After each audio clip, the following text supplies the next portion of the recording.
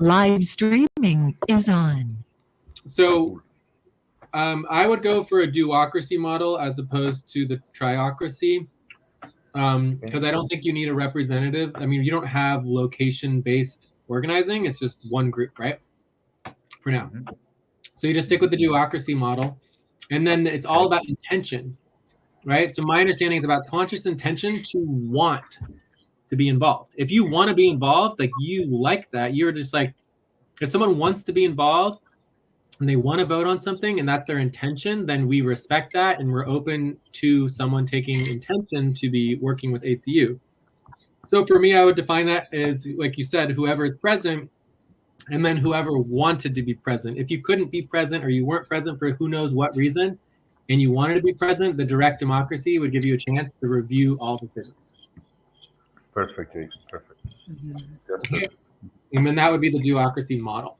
And so this would be participatory and everything can be so basically, every decision can be reviewed afterwards.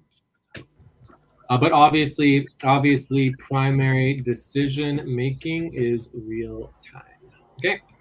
Yes. So it gives everyone an additional chance to do that. All right, cool. So then that kind of copies like our model. All right, or at least our model. So then the next question is, this is a perfect model for time to pause. Please stop. Close your eyes. Count 1, 2, 3, 4, 5. Open your eyes. This is a perfect model for just like normal membership based, everyone's equal decision making within the organization, right? So what this would look like is you have your membership. The membership appoints everyone to the board, and the board basically appoints everyone. Anyways, let's say that. Okay, so legally, you don't have to call it a board, but basically you have a membership appoints everyone to the board is the same structure that you just presented as like an open intentional structure, and then you don't even need to use terms. You can call it whatever you want, but I'm just giving you the example. Okay. Does that make sense in terms of everybody's equal, everybody is a member and a board member, everything's the same. Yes. For now. For now, exactly. And then at any time, everyone can decide to change the structure in the future. Yeah, we already know we want to evolve the structure sometime when we take ideally there's going to be an agreement for the long term that we already kind of have, but yeah, that's then there we want to make everything very, very specific and detailed with the boards or council. So for now, are we? So now there's two things left over, right? So we have the organizational structure clear. The only two things that are left over is: do you want to immediately add in equity or value, or do you want to make it non-stock right now, like non-equity, and just have it be basically a non-profit? Yes. No. All monetary value decisions. All monetary value decisions. I would like to keep them as separated as possible from this step zero project, right? All the monetary. I would like to have like an account where the fees go and they stay there, and then we decide afterwards.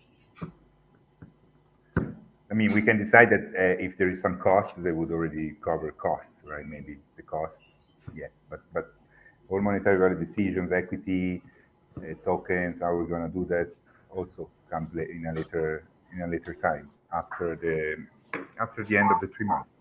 Please stop and get ready. Now inhale. 1, 2, 3. Exhale. 1, 2, 3. Pause. Inhale together. 1, 2, 3. Exhale. Relax.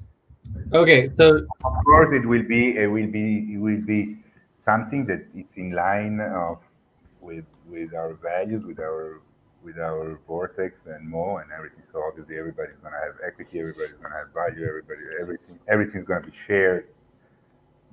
But there is some portion of money, monetary value that the only requirement that as a client I have is that a portion of profit goes directly into a non-profit of our choice that helps children. that has what? Children? That helps children. Yeah. Helps children. Oh, did you read all? That's my main motivation for making it for profit.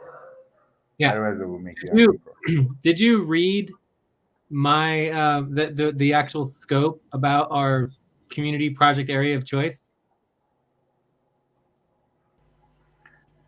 in the scope? I don't. So under our model for SVG and FQ and everything, every client gets to make a donation in their name to the project and community project area of their choice, and you can just make that helping children, right? So it's very similar to what we already do. You're just defining the community project area of choice as helping children, right? From suffering, right? So that's all that is, and that's great. So And most of the profit is intended to be there, directly there in the future. Yeah. Great. Okay, so this is what I'm hearing from you. What I'm hearing is that for now, we want to minimize monetary decision making and equity distributions. But what I think I'm hearing from you is that you basically want to create 100% community equity or 90% community equity, 10% community project area, and that's for helping children.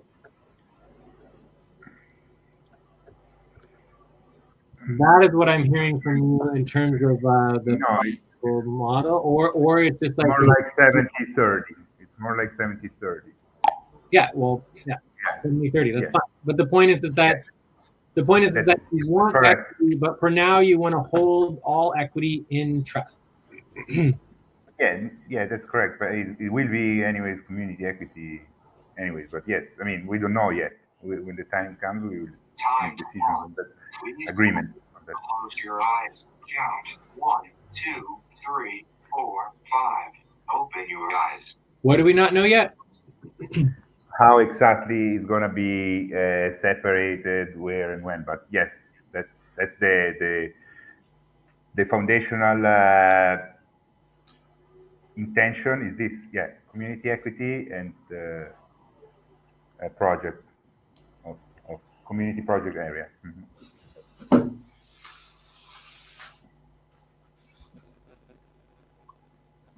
Cool. So my understanding is that 100% of all work equity is held in trust. Okay? Correct. Okay, cool. So we're going to come back to this, but for now, that's enough. But obviously, we need to structure and have understanding about the trust itself. But for now, I think this is fine. Okay. So then that leaves just one last thing. So obviously, I think me and Joyce are on the same page on this one, but it's in terms of like the organization making decisions regarding like the practice, we would default to you because you are the expert on the practice itself, right? So an example of that is that when you run a health organization, you have an organization administrative arm that oversees, all of the organizing, the budget, and the coordination, everything, and then you empower the doctors separately to oversee the actual administering of the health. The same thing happens in an educational institution. You have administration that oversees all the money and the budget and everything like that, and then you empower the actual professors and the teachers within the academic setting separately to oversee the actual education. Right? So the practice itself could be empowered in a slightly different way, where there's still accountability, but that there is a check and balance. Like, basically, it's not just majority vote deciding the practice. The actual practice is based on expertise. Okay, let me say something now on this, please. Can I say something? Yeah. Yeah. The goal is that at one point, when we're exactly when we're in the trajectory of the practice itself, the sub trajectory of the practice itself,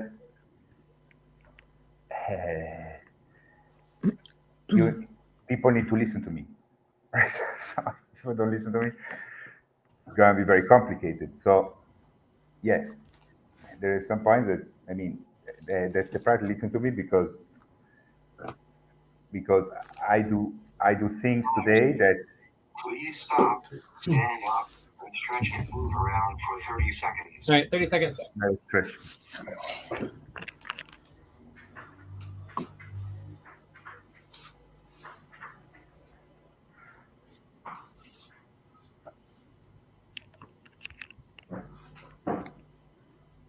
I do things today that maybe it's just my imagination. Okay, that's why we're saying don't trust me. let's find out together, no? This is what we say here. We say don't trust me. But I don't know. I do things that people that don't have such a deep understanding of consciousness and on science and how things work, let's say, they would call it magic. Okay. So, and this is something that I have developed in a way that I can do anytime, at any moment, at this time. So and I think that everybody should be able to do it. I don't see why Alberto is special. I'm not special at all.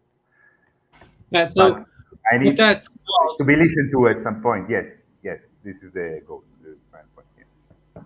So what that's called, like in a scientific Western perspective, it's called an expert. Someone who has a certain amount of time and just experience in something becomes an expert. Another term that they use in Eastern culture is that you master your practice, right? Once you become a master, you've mastered your ability to overcome the obstacles of the practice. And now, like you just said, it's magic for others, whereas for you, it just comes totally naturally. That would literally be the definition of a master, right? In Eastern culture. Yeah, so either you use the term expert or the term master or the term a guide, right? There's also senseis and gurus. Like for me, you could also just use the term founder. You're the founder, and you can have a founder level veto or whatever. But the point is that one of those terms I think would be expert. I like expert, guide. I would put guide. I'm a guide at this time, maybe. Because I'm an expert, I would like to guide. Yeah. So. Okay. So, I mean, you could say founder, expert, guide. You could just say expert/guide. No, I don't know. I'm not so. Let's leave expert for the moment. Fine, expert. Okay, so basically, there's two ways of organizing this. The easiest and way that we already use within CCC, for example, is we use the term legacy, legacied expert. Time to pause. Please stop. Close your eyes. Count 1, 2, 3, 4, 5. Open your eyes. So a legacied expert is someone who is empowered to oversee practice. But wait, I don't like expert. We need to find a better word. You don't like expert? There's also founder. There was master, guide, guru. No. Must be something. Let's see what else do we have in thesaurus. Expert. Let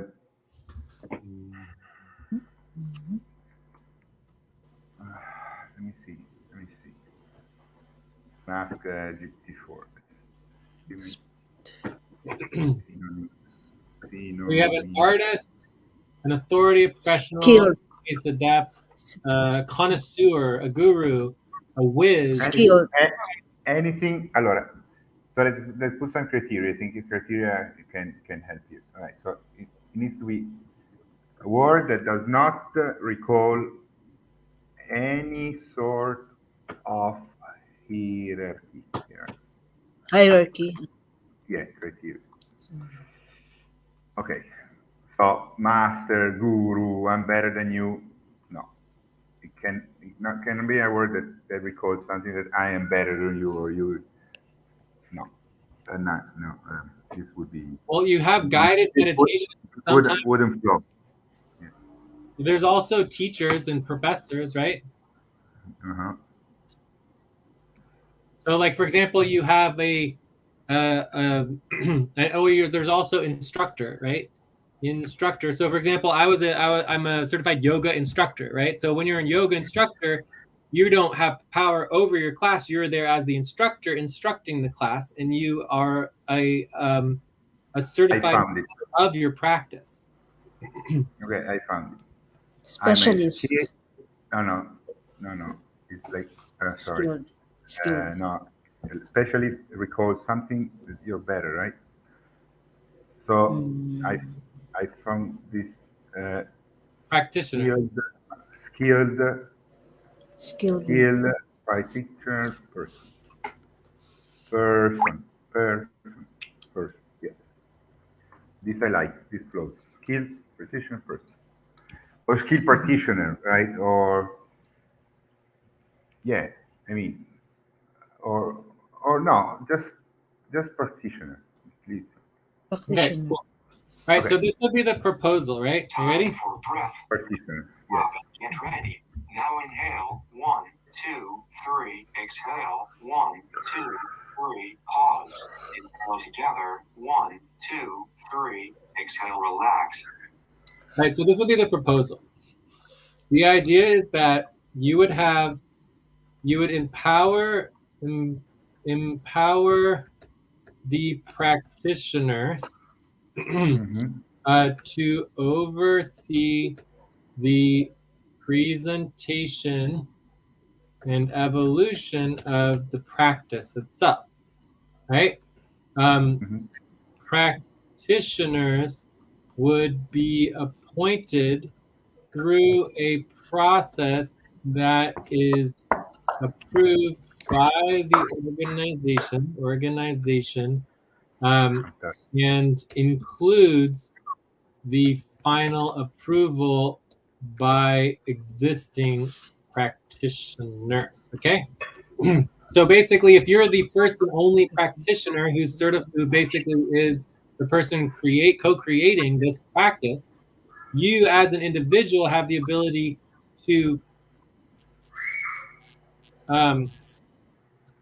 teach, basically to guide, teach and then certify new practitioners, but with the oversight of the organization, specifically that the organization has the process. The organization controls the process for how the practitioners are appointed, as long as the existing practitioner makes the final decision on who is certified. Okay? Absolutely. I like it very much. Yeah.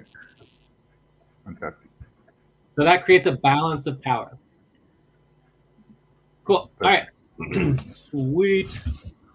All right. So, and then we can address contention if there's issues between the two. But I think that gets us started here. So I think that we have a pretty good structural model, and I would be ready to jump into the actual sponsorship proposal and start updating it. But before we do that, are there any other questions or issues or anything else? Do you want me to go over the model that I just heard in totality? Do you want me to go over the whole thing? No, I'm good. I just have one question. Okay. Yeah. I'll go over it together anyway, just because it's fun. Okay. Yeah. Question. I didn't get you. What did you say? I'll go over the whole structure again anyways, just because it's fun. Yeah. I would love that. I mean, yeah, it makes a lot of clarity. But I have a question first. Yeah. When we say 100% of all equity is held in trust, I mean, we don't need to, like, at this time really set up the trust specifically. No, we're just 4, 5. Open your eyes. we are just putting in account, and it's like a trust for the moment, and then we see. Correct? Yeah, but Or there's we two need to do something more specific. That's the only part I didn't understand. Okay, but there's two different types of decision making, right? Because for me, all I care is about decision making, right? Okay. There's equity, value, and ownership, right? So equity, value, and ownership is a type of decision, and that we're saying is community equity, and also, project equity for the children, right? So in terms of the monetary decision making would be held in control of the organization, right? Because there's two totally separate decision makings. There's monetary decision making, and there's equity. There's equity empowerment, and then there's monetary / budgetary decision making, right? These are totally separate things. Do you understand? Yes. Yes. So, for Yeah. example, if you're saying, okay, we get $1,000 per student who comes to the session, I don't know what you call it, the student, whatever, then that $1,000 turns into, you get 10 students, and then you have $10,000 that goes into an account. Those are all monetary and budgetary decision-making decisions, right? Has nothing to do with equity. Do you see what I'm saying? Correct. Equity only has to do with profit, right? This has to do with power, and profit. So when you have equity, you have power and you have profit. That makes sense? Yes. Yeah. So yes, so monetary and budget decision making can still be made, of course. Yeah. And then for the rest. And currently we have in a later time. Yeah, and currently ACU has a $12,000 budget, right? Of client budgeted funds. Does that make sense? Correct. So basically, what I'm saying is that under the current model, the real-time group and the review group have current monetary power to oversee the monetary decisions, unless you want to separate out monetary decisions from all the normal organizational decisions. Time to take a break. No, Stop. I don't want Right. to. I don't want to. You were there today. Take a break for 6 minutes. Cool. All right. No, So then I think I get it. I get it now. We're good. Yes. Yeah, let's take a break. 5-minute break. Take a break. Yeah. And then can go over the whole structure again.